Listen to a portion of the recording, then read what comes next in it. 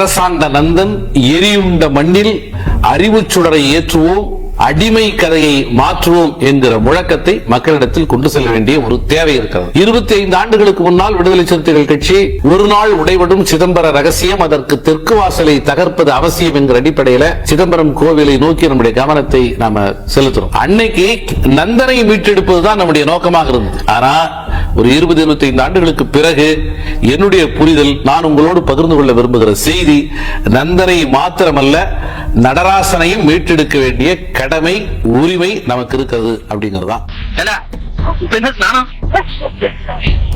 இந்த நந்தம்மைய கிட்டக்க வந்து தொலைச்சு விட்டாங்க. நந்தன உனக்கு தெரியாது, அவனை போல ஒரு ஆள் கூட நம்ம பண்ண கிடையாது. பொண்ணுண்டா, இருக்குண்டா, இல்ல குண்டா உண்டா, தப்பி போய் பறையானா பிறந்து பரப்பாயலே என்ன நினைச்சிட்டு இருக்க நீ பாட்டு போறது வரது, என்னமோ ஆடுற பாடுற. சிதம்பரம் சிதம்பரம் சிதம்பரகரி சரணமா, சிதம்பரகரி சரணமா, நீ அதை சிந்திக்கலாமா பறையா, சிதம்பரகரி சரணமா, நீ அதை சிந்திக்கலாமா பறையா, சிதம்பரகரி சரணமா.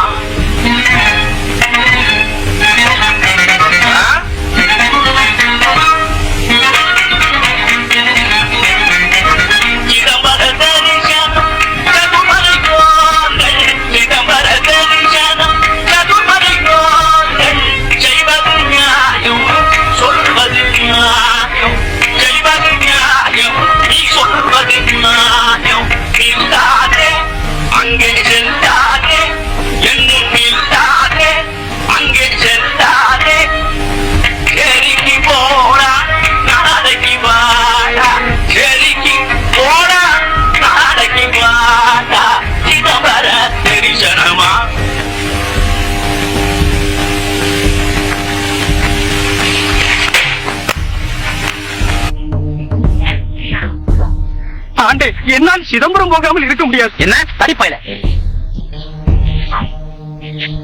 உத்தரவா?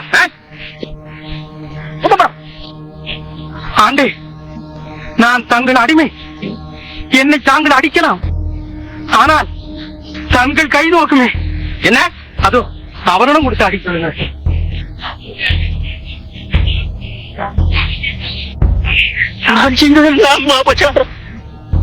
என்னை மன்னித்து இந்த பாவியும் தேரும்படி எனக்கு உபதேசம் செய்ய வேண்டும். ஆண்டே, நான் ஏழை, ஜாதியில் கடையன், உங்கள் அடிமை, என்னை சோதிக்கலாகாது. நந்தனை எப்படி அவங்க பெரிய புராணம் ஒரு அடிமை நந்தனாக கற்பிதம் செய்திருக்கிறார்கள் என்பதையெல்லாம் இப்ப நீங்க பார்த்த அந்த காணொலி காட்சிகளை பார்த்திருப்பீங்க. மிக வெளிப்படையாக பறையன் என்கிற வசை சொல்லை ஒரு திரைப்படம் முழுவதிலும் பயன்படுத்துகிற மிக கொடூரமான அந்த அடிமை போக்கு, அந்த சமூகம் எப்படி அடிமைப்பட்டு கிடக்கிறது, அந்த அடிமைத்தனத்தை ஏற்றுக்கொண்டிருக்கிறது, அதற்கான நியாயம் என்ன அப்படிங்கறதெல்லாம் அவங்க அந்த சனாதன கருத்தியலின் அடிப்படையில் நிலை நிறுத்திட்டு ஒரே ஒருவன் மாத்திரம் மீட்சி அடைவதாகவும், அப்படி மீட்சி அடைவன் கூட ஜோதியோட ஜோதியா கலந்துறான். மீட்சி அடைந்த பிறகு நான் மீட்சி அடைந்துட்டேன் அப்படின்னு சொல்லிட்டு தன்னுடைய சொந்த பந்தங்களெல்லாம் பார்த்து நான் சிவபெருமானை தரிசிச்சுட்டேன், சிவபெருமான் உண்மையிலே கடவுளா இருக்கிறாரு அப்படின்னு சொந்த பந்தங்களையோ தன்னுடைய மனைவியோ மக்களையோ பார்த்து சொன்னதாக பெரிய புராணத்தில் எந்த குறிப்புகளும் கிடையாது. ஈஸ்வரனை வழிபடுறான், அப்படியே நான் ஜோதியோட ஜோதியா கலந்துறான். எப்படிப்பா நந்தனார் மட்டும் ஜோதியோட ஜோதியா கலந்தாரு? 3000 தில்லை அந்தணர்கள் ஒருத்தவங்க கூட ஜோதியோட ஜோதியா கலக்கல, ஒரே ஒரு நந்தனார் மட்டும் ஜோதியோட ஜோதியா கலந்துட்டாரா? அப்ப அந்த ஒரு நந்தனார் ஜோதியோட ஜோதியா கலந்த இடம் தான் நடராசர் கோவில். உண்மையிலே அந்த கோவில் யாருக்கு சொந்தமானது? நந்தனாருடைய வாரிசுகளுக்கு தானே சொந்தமானது அப்படிங்கிற ஒரு விவாதம் ஒரு பக்கம் இருக்கு. இந்த நிலையில நான் உங்களோடு பகிர்ந்து கொள்ள விரும்புகிற மிக முக்கியமான செய்தி, பேரறிவாளர் அயோத்திதாச பண்டிதர் நந்தனை பற்றி என்ன சொல்கிறார்? நந்தன் ஒரு மாமன்னன் என்பதை அவர் உறுதிப்படுத்துகிறார். நந்தன் என்கிற ஒரு மாமன்னன் புறநாட்டிற்கு கிழக்கே வாதவூர் எனும் நாட்டை ஆண்டு வந்தான். அப்படி ஆண்டு வந்த நந்தனுடைய தேசத்தை அண்டி அவனிடம் பொய்க்கதைகளை பரப்பி வேஷ பிராமணர்கள், வேஷ பார்ப்பனர்கள் அவனிடம் பேசுறவராங்க.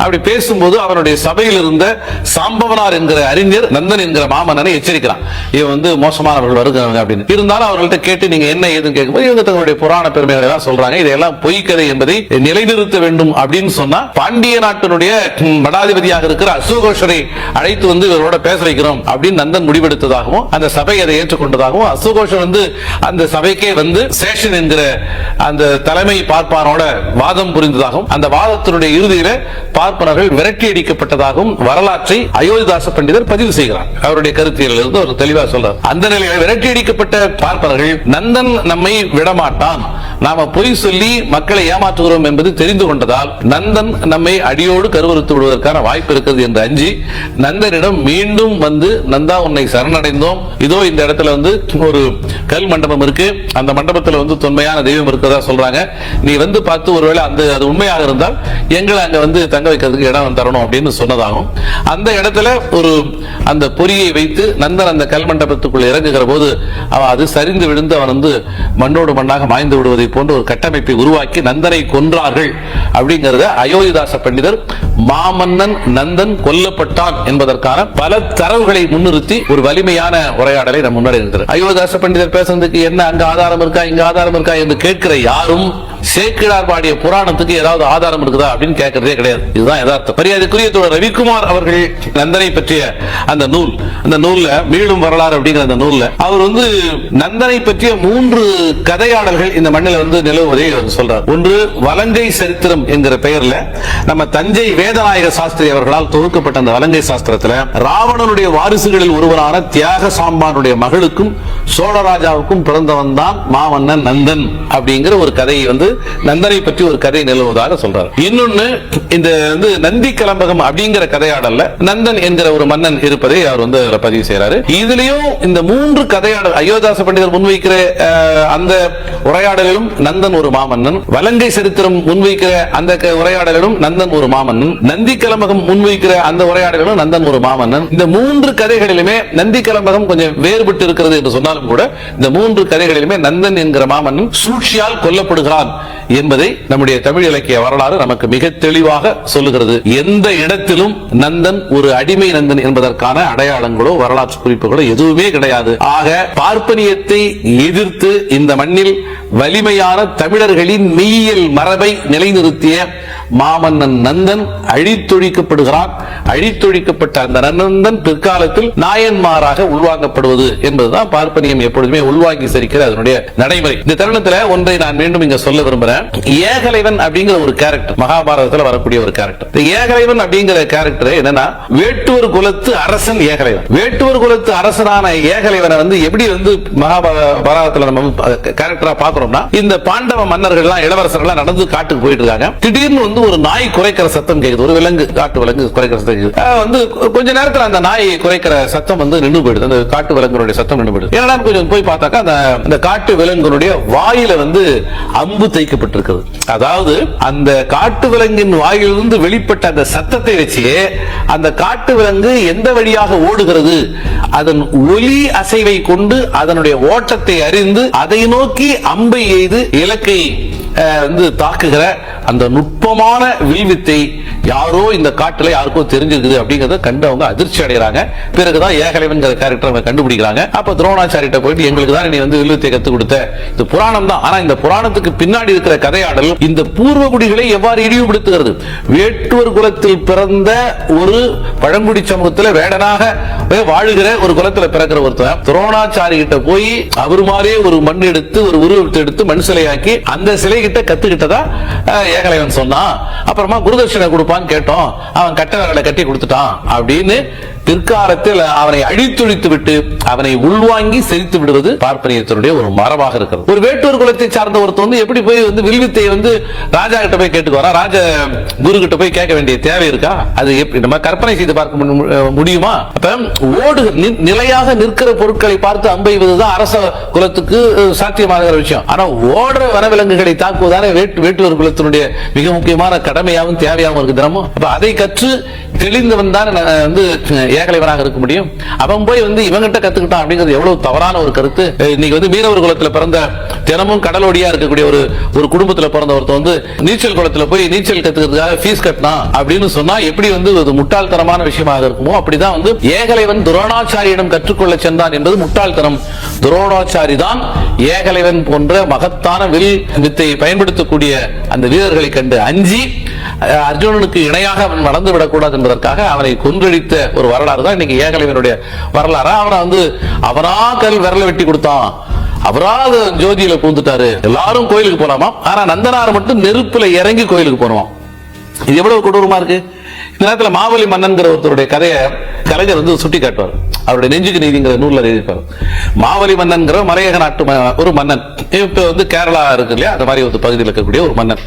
நரகாசுரனுடைய அந்த வம்சம் தான் அதனுடைய புராணங்கள், வாமன புராணத்துல அது பதிவு பண்ணியிருப்பாங்க. மாவலி மன்னன் மிகச்சிறப்பாக ஆட்சி செய்தார். அதனால மக்கள் வந்து கடவுளையே மறந்து போகிற அளவுக்கு இவனுடைய ஆட்சி நல்ல. துன்பங்கள் இருந்தாலும் கடவுள் நோக்கி மக்கள் போவாங்க.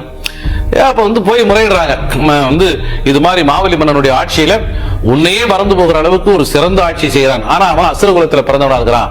அசுரகுலத்தில் பிறந்தவனுடைய புகழ் இப்படி வளர்ந்தா அது தேவர்களுக்கு ஆபத்துன்னு வந்து விஷ்ணு கிட்ட போய் முறையிட்டதாகவும், விஷ்ணு தான் அவதாரம் எடுப்பாரு. விஷ்ணு அவதாரம் எப்பெல்லாம் எடுக்கிறார்னா, எப்பெல்லாம் இங்க குல தர்மத்திற்கு, தர்மம் இல்ல குல தர்மம் வருணாசிரம தர்மத்துக்கு எப்பெல்லாம் பாதிப்பு ஏற்படுகிறதோ அப்பெல்லாம் அவர் வந்து அவதாரம் எடுத்து ஒருத்தர் சூரசம்ஹாரம் செய்வார். அதுதான் அவதாரம். அப்ப அது வந்து ஒடுக்கப்பட்ட மக்களுடைய போராட்டத்தை நசுக்குகிற, அழித்தொழிக்கிற ஒரு முயற்சி தான். அந்த அடிப்படையில் ஒரு வாமன அவதாரம் எடுத்து, குள்ள பாப்பா அவதாரம் எடுத்து, எனக்கு வந்து குருகுலம் கட்டுறதுக்கு 3 அடி நிலம் வேணும்னு கேட்க, எல்லா வரங்களையும் குடிமக்கள் கேட்கிற எல்லா வரத்தையும் அள்ளி கொடுக்கிற மனம் நிலையுடைய மாவலி மன்னன் அந்த வரத்தை கொடுக்கிறதாகவும், உடனே வந்து ஒரு காலை வச்சு பூமியை முழுக்க அளந்துட்டு, 2வது காலை வச்சு வானத்தை அளந்துட்டு, 3வது காலை வைக்கிறதுக்கு இடம் இல்லை, உன் தலையை காட்டு, கொடுத்த வாக்குறுதியே வந்து திரும்ப பெற முடியாத நிலையில இருந்த நம்முடைய மாவலி மன்னன் வந்து தலையை குடிஞ்சு அவன் தான் விஷ்ணுங்கிறத தெரிஞ்சுக்கிட்டு, அப்ப ஒரு வரம் கேட்கறான். இந்த மாதிரி என்ன அழுத்தி பாதாளத்துல தள்ள போறேன், பரவாயில்ல இருக்கட்டும், ஆண்டுக்கு ஒரு முறையாவது என்னுடைய மக்களை நான் பார்க்கறதுக்காக வரப்போறேன் அப்படின்னு வந்து வரம் கேட்டு அந்த வரம் வந்து கிடைத்ததாகவும், ஆண்டுக்கு ஒரு முறை தன்னுடைய தேசத்து மக்களை பார்ப்பதற்காக மாவலி மன்னன் வருகிற நாள் தான் ஓணம் பண்டிகையாக கொண்டாடப்படுகிறது அப்படிங்கிறது இன்னைக்கு அவர்களே முன்வைத்திருக்கிற வாமன புராணத்துல சொல்லப்படுகிற வரலாறு.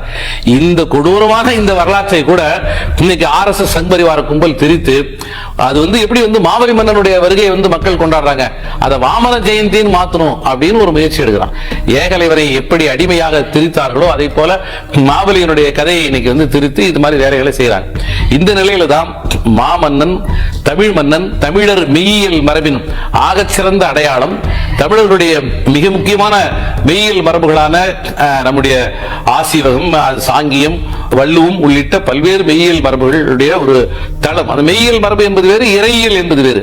மெய்யியல் மரபு என்பது வாழ்வுக்கான ஒரு மார்க்கம். அதுதான் உண்மையிலே இவங்க சொல்ற மார்க்கம் என்பது அந்த மெய்யியல் மரபு. அப்படிப்பட்ட ஒரு மெய்யியல் மரபை போற்றி பாதுகாத்த தமிழ் மன்னன் நந்தனை பெரிய புராணத்தின் மூலமாக சிதைத்து, அவரை வந்து அடிமை நந்தனாக வந்து திரித்து, அந்த ஒட்டுமொத்த சமூகத்தையே வந்து எழுச்சி பெற செய்ய முடியாத அளவுக்கு தொடர்ந்து அந்த கதையாடல் சொல்லப்பட்டு இன்னைக்கு வந்து மக்கள் மத்தியில் இதெல்லாம் இன்னைக்கு முடிஞ்சு போச்சு, இதெல்லாம் விட்டு கிடாசம், இதெல்லாம் நம்ம யார் பேசுறா அப்படின்னு நம்ம அமைதியா இருக்கிற நேரத்துல மீண்டும் நந்தனுடைய கதையை எடுத்துக்கிட்டு இன்னைக்கு அண்ணாமலை பேசுறாரு. கீழ்ச்சாதி அப்படின்னு பேசுற துணிச்சலை அண்ணாமலைக்கு கொடுத்தது யார்? அவங்க அப்பா அம்மா சொல்லி கொடுத்தாங்களா? அவங்களுடைய ஆசிரியர் சொல்லி கொடுத்தாங்களா? மரியாதைக்குரிய அண்ணன் அண்ணாமலை வந்து இது வெளிப்படையா சொல்ல தயாரா இருக்காரு. எனக்கு கீழ்ச்சாதிங்கிற வார்த்தையை கற்றுக் கொடுத்தது யாருன்னு சொல்லுவார் அவரு. நீங்க சொல்ற அந்த அருவருப்பான சனாதனம் தானே கீழ்ச்சாதிங்கிற சொல்ல உங்க நாக்கிலிருந்து இருந்து வெளிக்கொண்டு வருவதற்கான ஆணவத்தை அது வந்து தந்திருக்கு. இப்ப இது மீண்டும் நந்தனுடைய கதையாடல் திருநாளை போவார் குரு பூஜை என்கிற அடிப்படையில் மீண்டும் கட்டமைக்கப்படுவதற்கான முயற்சியை மேற்கொண்டிருக்கிறது RSS சங்பரிவார கும்பல். இதை எதிர்கொள்ள வேண்டிய தேவை இருக்கிறது. ஆகவே மாமன்னன் நந்தனை மீண்டும் தமிழ் மன்னனாக, மெய்யியல் மரபின் மூத்த தலைவராக கட்டமைப்பு செய்ய வேண்டிய கடமை நமக்கு இருக்கிறது. ஹரிச்சந்திரனுடைய கதையில ஆதியிலும் பறையன் இல்ல, பாதியிலும் பறையன் இல்ல, சாதியிலும் பறையன் இல்ல, பாதியில பறையனானேன்னு ஒரு பாட்டு வரும். அதற்காகவே நம்முடைய மக்கள் எழுந்து நின்று அந்த ஹரிச்சந்திர புராண நாடகமே நடக்கக்கூடாது, அந்த தெருக்கூத்தே நடக்கக்கூடாதுன்னு சொல்லிட்டு எந்த மண்ணில், அதே காட்டுமன்னார்குடி பகுதி மண்ணில் வந்து, அதே சிதம்பரம் பகுதியில், அதே கடலூர் மாவட்டத்தில், விழுப்புரம் மாவட்டத்தில் எந்த மண்ணில் போராடி ஹரிச்சந்திர நாடகமே நடக்கக்கூடாது, இதெல்லாம் பறையனுங்கிற சொல் பதிவு செய்யப்பட்டிருக்கிறது அப்படின்னு போராடினார்களோ அதே மண்ணில் இன்னைக்கு மீண்டும் நந்தனை ஒரு பறையனாக, பண்ணையாளாக கட்டமைக்கிற பெரிய புராண கதையாடலை கொண்டாடுகிற முயற்சியை RSS சங்பரிவார கும்பல் முன்னெடுத்திருக்கிறது. தமிழ் சமூகமே தயவு செய்து இந்த நேரத்தில் நந்தன் யாரு அவரு இவரு அப்படின்னு நந்தனுக்கு பின்னாடி ஒரு குல அடையாளத்தை பார்க்க வேண்டாம். சனாதனத்தை எதிர்க்கக்கூடிய தமிழ் சான்றோர் மக்கள் எல்லோரும் ஒன்று சேர்ந்து பெரிய புராண அழுக்கிலே இருந்து தமிழ் வரலாற்றை மீட்டெடுத்து இன்னைக்கு பேரறிவாளர் அயோத்திதாச பண்டிதர் முன்வைக்கிற தமிழ் மன்னன் தமிழர் மெய்யியல் மரபின் மூத்த தலைவன் நந்தனை மறுகட்டமைப்பு செய்கிற முயற்சிக்கு உங்களை அன்போடு அழைக்கிறேன். நாம் இணைந்திருப்போம். நிச்சயமாக அரசாண்ட மன்னன் எரியுண்ட மண்ணில் அறிவு சுடரை ஏற்றுவோம், அடிமை கதையை மாற்றுவோம் என்கிற முழக்கத்தோடு நிறைவு செய்து விடைபெறுகிறேன். நன்றி, வணக்கம்.